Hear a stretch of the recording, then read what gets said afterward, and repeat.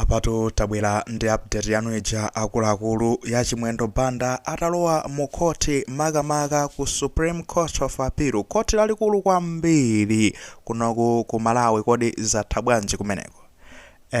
Makosana ndi zono tino amuvulazaso Chimwendo Banda, jaji uja wavulaza Chimwendo Banda komatitu bulu wa ndeng'amba nthiti ndizovala zomwe. Ayi tifotokoze kuti zinaenda motani kumeneko. Anthu ajatu anakalowa kuteko mukachipinda komata mmene munali Chief Justice of Appeal Dorothy Nyakaunda Kamanga amene ali ngati jaji ameneyo, komanso ndekuti mbali naye kunalino Akhwima Mchizi lawyer amene anakayimira a Chimwendo Banda sanali Jefferson yayi, koma nkuthekaso kuti Jefferson anali komweko mukuziwa onse ali mbali imodzi. Ndekuti ndikuzabwera kumbali ya boma kunabweratu kumeneko lawyer yemwe akutchedwa kuti no dziko ndi anthu Malonda ndi amene anakayimira kumbali ya boma mwina ndi azinzakenso kumeneko uja. Nawo apezeka zono talowa mukachipinda komata kaja, ndekuti ona timve mbali yanu kumbali ya boma timve mbali ya Chimwendo Banda.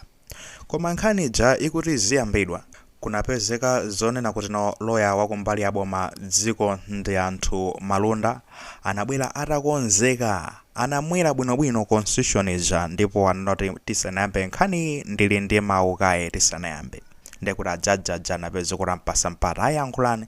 akuti malingato ndi constitution malamulo nkhani siku ina imvedwe kuno, chifukwa zonena kuti mulibe mphamvu zina zizonse zotani zovera nkhani imeneyi. Kuno nkhani sizimabweresedwa ndi maloya yayi kuzasuma kuno kumabwera nkhani malinga ndi malamulo, nkhani zomweno zikuchoka ku high court, ku khoti lalikulu kuja. Kumene kujaku akayilephera nkhani ija okhama ipanga lifa kumene kuja jaji ndame amalemba kuno nkhani iyi kuoneka kuti no yavuta kuno, tikutumizani tsopano ku bwalo lalikulu kwambiri kumeneko nde nkhani imene ikathera kuti kumenekoko nkuwapatsa chikalata kupereka reference, ndekuti inu mwalandira ndekuti malipoti ochokera kumene kuja ku high court nkhani tapereka chigamulo kuno, koma zikuona kuti zavutapo anthu akudandaulabe ndi akubwera kuzapanga apilu kuzasuma. Fakeli Supreme Court of Appeal kokati kuti iya ndifuna ndizasume chigamulo chonse chinandivekere bwino, ndifuna ndisumeso kachikena koma ndikasume kulikulu. Ndekuti kuja kutaperekedwa chani, kutaperekedwa ndekuti jeni kumeneko kutaperekedwa chigamulo, atakupasani chigamulo koma muli ndi ufulu ngati mukufuna zonena kuti no mukasumeso ku khoti lalikulu ngati chigamulo chichi sichinakumvekereni bwino. Nawo tikayang'ana ndekuti no apapa ndi mmene zililemo zitakuoneka kuti no kuja ku high court chigamulo sichinatulutsidwe. Nde muimva bwanji nkhani kuno kuja sanaigamule fa malamulo nkhani imene ibwere kuno, imene ibwere kuno itagamulidwa kaye kuja ndi alephereka kumene kuja sapereka mpata kuti mukhoza kuyipirisa ku high kuje ku Supreme Court, khoti lalikulu kwambiri mukhoza kasoma kumeneko. Ndesi kuja nkhani chigamulo sichinatuluke, mufuna tizimva kuno nkhani bwanji. Tikuona ngati pamenepa pali kusatsata chani malamulo. Pesa kodi no Dorothy Nyakaunda ataiva nkhani imenela apa ndesi zoti takunama ruwe. Basi ineyo nkhani sindikuyimvaso yayi ibwerere tinakatha kuimva, koma no ndi zimene wakamba uyo malamulo ndi amenewa. Ine sindingapange zotsutsana malamulo, nkhani ibwerere ku high court, mubwerere kumene kuja mukadikire ndekuti zondi mvula akapereke chigamulo kumene kuja. Simunasangalale chigamulocho ndekuti nomuzakhala ndi mpata obwera kunoko, komano amene zililemo palibe chimene tingapanga apa. Ndekuti zinalirwa atayimitsa kaya nadzayimitsa kaya kwa 30 minutes nkhani imene itakambidwa, imitsa kaya 30 minutes ukasinkasinka tipange bwanji 30 minutes. Yayi tikati tipange zoti timve nkhani tikhati uswanya malamulo, nde ndifayaniso ngati malamulo tikuyamba kuwaswanya ndifeyo majajiyo. Yayi tisamaswanye malamulo pamene ndekuti tikuchita kudziwa. Tadziwitsidwa apapa mwina tinadzayiwala chani koma tadziwitsidwa ndi apa takumbutsidwa sitingaphwanye malamulo. Nkhani ibwererenso kuchani ku high court. Kwafusa mbali ya Chimwendo Banda tikuti amene amayimira ulendo uno ndi Akhwima Mchizi osati Jefferson yayi, muthaso kuonanso mwina mmezithuzi moti amene akuyendamo ndi Akhwima Mchizi amene. Akhwima Mchizi akunena kuti inetu palibe chimene tikakambe kupatula zonena kuti tikwena titsatire chigamulo cha tibwerere. Basi apa palibe so chimene tingapange yayi. Ndekuti zikutanthauza chani, munthu wamkulu Chimwendo Banda akhala kusungidwabe ku Maula, akhala ali m'manja mwa polisi kumadikira zondi mvula uja apa ndemwe mukanda rapwanga nangasinde kuti umaona ngati kuti ni chigamulo chane secha Janet ndikiranso ni 2 days machesa chabe icheni zondivula aona amene angapangire kumeneko ndi mphamvu zimene ali nazo ngati jaji ziwachipena kupanga ife sitingalowere zimenezo ya koma chomwe chikuchitika apa ndichonena kuti iye ujayi ndi ameneno akukapereka chigamulo ende nkhani ikuyendabe m'manja mwake mwazondivula faikana peziko zonena kuti kujayilandira ku Supreme Court kuja chipanda uyu dziko ndi anthu malonda loya wanzeru kwambiri amene ndakhala ndomutsata kuona kuti no arguments aka kumakhala abwino kwambiri olonkhani yes the thing anapangisanso ndi Yesu kuti no apeze kuti atumizidwe ku jena ku maula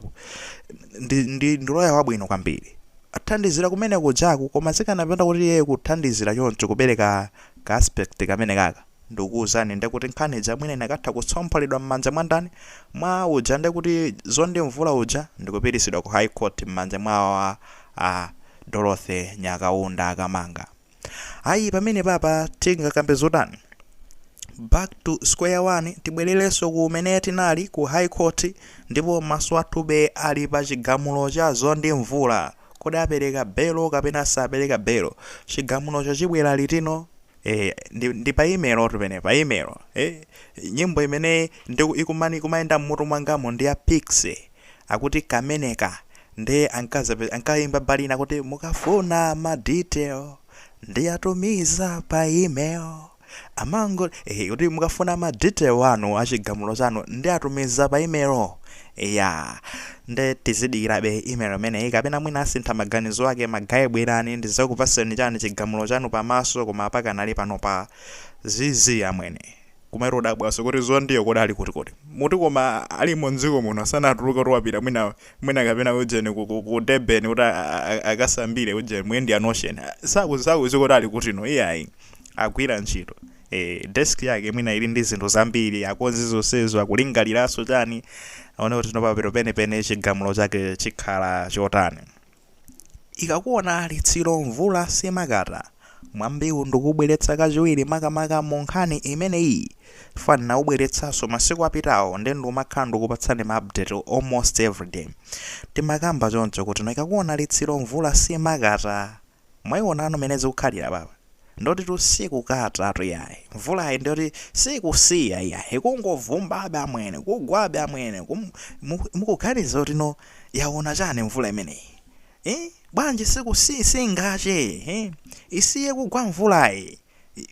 kukanika kusiya kugwa mvula chani yaona litsiro pa iweyo ufuna ndithuli iyeretse litsiro limenelo fajani kuda chimwendo banda zikuvutavuta zinthu zuku pano tenda kuti day number 28 ngati si 29 right tsiku number 20 mwina tutamangira 30 tatsani masiku chepa chabe mwina awiri olimozi kuti tifike 30 timalize ndithu mwezi wa mtunthu mkulu amene ali m'manja mwa polisi of course ndekuti mawiki mwina kaya awiri kaya mwina ali ku Maula prison ayi menemo ndi mene zilili imafika point yonena kuti ku Maula kujako ndekuti basi umangozolowelano basi poyamba umakuonabe mwazilendo asindikhalitsa kuno ya nditulukapo mpano kuno palibe vuto nditulukapo mpano sindingatero khazikika ya anytime basi akhala kundiyendesera achina Jefferson ndi achina Dani awa achina Queen Cheese ndikhala ndotulukapo mpano koma dabozoti nyengo ikungochulukirabe zinthu zikungopendekerabe mukuti apa zikuyendapo bwanja apa nditulukako kunoko